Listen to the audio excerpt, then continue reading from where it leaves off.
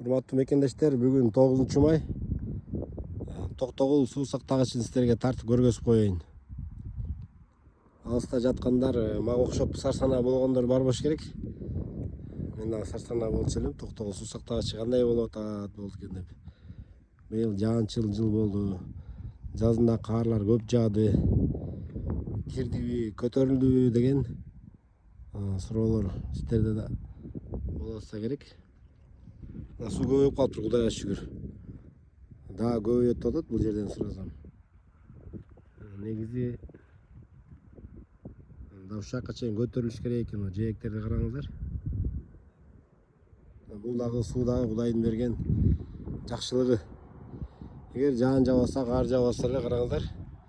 Токтогул суу сактагычыбыз түшүп кете турган болсо, электр энергиясы Кыргызстанда чоң маселе жаратат. Ошон үчүн Кудай деп турайлы, баардыгы Кудайдын колунда.